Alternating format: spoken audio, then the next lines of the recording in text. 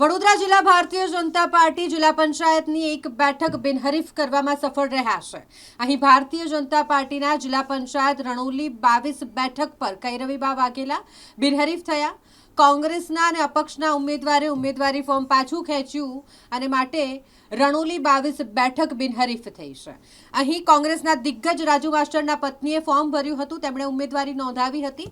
ગીતાબેન ઠાકોર જેમણે ઉમેદવારી ફોર્મ પાછું ખેંચી લીધું છે અને અપક્ષ ઉમેદવાર તરીકે પુષ્પાબેન પરમારે ઉમેદવારી નોંધાવી હતી, જેમણે પણ ઉમેદવારી ફોર્મ પાછું ખેંચ્યું છે।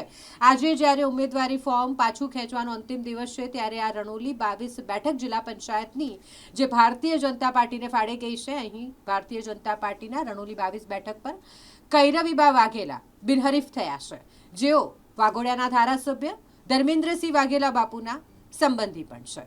22 રણોલી જિલ્લા પંચાયતના 3 ઉમેદવાર હતા। ત્રણેયનું ફોર્મ માન્ય રાખવામાં આવ્યું હતું।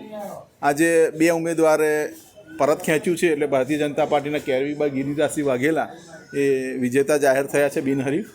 અને આમે જીતવાના તો હતા જ, પરંતુ સામેના ઉમેદવારોએ પરત ખેંચ્યું છે, એટલે એમને અભિનંદન પણ આપીએ છીએ। શું લાગે છે હવે અન્ય કેટલી બેઠકો બિનહરીફ કરાવશો આપ?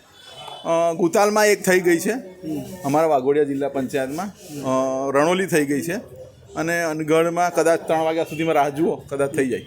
પ્રેશર ટેકનિક કે ધાલ ધમકી? ના, હવે પ્રેશર ટેકનિક તો નથી ચાલતી રાજકારણમાં, પણ લોકો પોતે જ હવે શસ્ત્રો મૂકી દીધા હોય એવું લાગી રહ્યું છે।